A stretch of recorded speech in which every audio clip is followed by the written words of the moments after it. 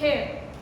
आता बघा, आपण जेव्हा हेअर म्हणतो, फक्त केसांचा उल्लेख करतो, तेव्हा आपल्याला असं वाटतं की ते प्लुरलमध्ये पकडतोय आपण.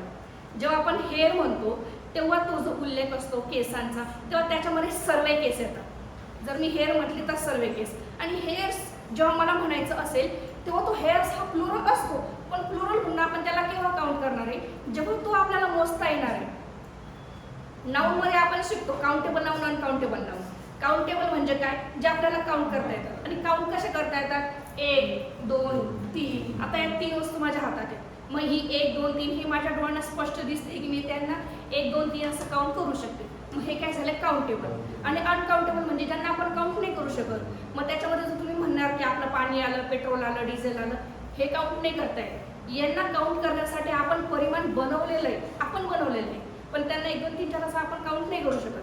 मग ज्यांना आपण 1 2 3 4 काउंट करू शकतो तेच आपण प्लुरलमध्ये पकडतो, त्यांनाच यस लावून त्यांचा प्लुरल होतो. मग जर आपल्याला पूर्ण केसांचा उल्लेख करायचा आहे तर आपण त्याच्यासाठी फक्त हेअर असं म्हणणार आहे, कारण ते आपण काउंट नाही करू शकत. आपण म्हणू शकतो का माझ्या डोक्याला किती केस आहे मी सांगू शकते का, नाही सांगू शकत ना, मग ते अनकाउंटेबल आहे. मग मी तेव्हा फक्त हेअर असं म्हणणार.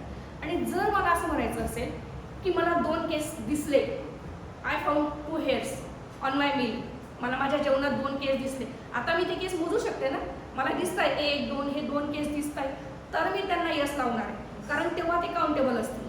मग तेव्हा मी यस लावणार आहे. म्हणून हे नेहमी लक्षात ठेवायचं की हेअर म्हटलं तर तो सिंग्युलर नाही, हेअर म्हटलं तर तो हेअर म्हणजे पूर्ण केस. आणि फक्त हेअर्स जर म्हटलं तर हेअर्स मग आपल्याला इथे उल्लेख करायला पाहिजे की 2 हेअर्स 3 हेअर्स 2 3 4 हे जे आपल्याला काउंट करता येतील तिथेच आपण हेअर्स लावतो. आणि काउंट नाही करता आले तर आपण फक्त हेअर बोलतो. हिज हेअर्स आर ब्लॅक, हे चुकीचं आहे. His hair is black, his hairs are all black, हे चुकीचं आहे. मग बरोबर काय, his hair is all black. Singular आलं पाहिजे ते, कारण अनकाउंटेबल नाऊन नंतर कोणता वर्ब येतो, सिंग्युलर. अनकाउंटेबल नाऊन होतं कारण त्याचा प्लुरल होत नाही. अनकाउंटेबल नाऊन मध्ये कोणता वर्ब येतो, singular. His hair is all black, हे वाक्य बरोबर करायचं. वरचं बरोबर नाही, वरचं प्लुरल दिसलं म्हणून पुढे आला आला मग बरोबर आला असं चुकूनही करायचं नाही. There are 2 hairs in my meal, there are 2 hairs in my meal.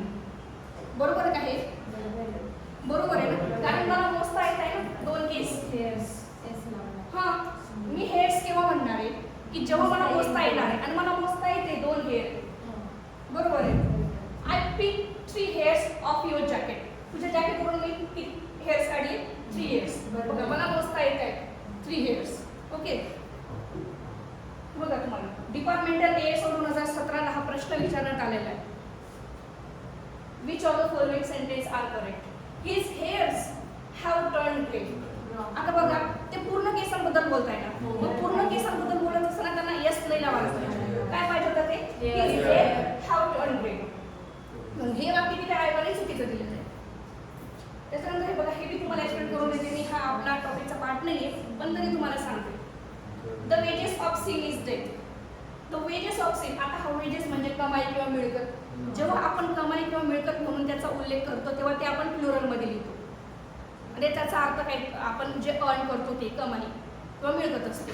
आणि इथे त्याचा अर्थ काय, ही एक फ्रेज आहे. याचा अर्थ काय होतो, wedges of sin is death म्हणजे वाईट मार्गाने जी कमवलेली कमाई, तिचं रिझल्ट काय असणार आहे, मरण असणार आहे. म्हणजे वाईट मार्गाने कमवलेली कमाई म्हणजे मरण, असं त्यांना म्हणायचं आहे. मग ही एक फ्रेज आहे, पण ही सिंग्युलरच असणार आहे, पण ही बरोबर आहे.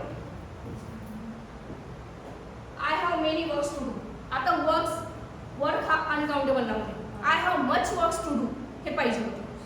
I have much works to do, कारण मला किती काम आहे हे मी मोजू नाही शकत. मी फक्त म्हणेल की मला काम आहे, मग मला काम आहे म्हटल्यानंतर त्याच्यामध्ये माझं झाडू झाडू करणं, धुणे, भांडी घासणे, किंवा मला काय अभ्यास करायचा असेल, मला उद्याच्या लेक्चरची तयारी करायची असेल, तर माझे सर्व कामं कशामध्ये येतील, माझ्या वर्कमध्ये येणार आहे. मग मी काय म्हणणार आहे, I have much work to do. त्याच्यामुळे हे चुकलेलं आहे. I told the porter to carry my luggages. Luggage हा स्वतःच एक प्लुरल वर्ड आहे, फक्त लगेज. लगेज म्हणजे आपलं सर्व सामान येतं त्याच्यामध्ये, पण लगेजेस नाही होत.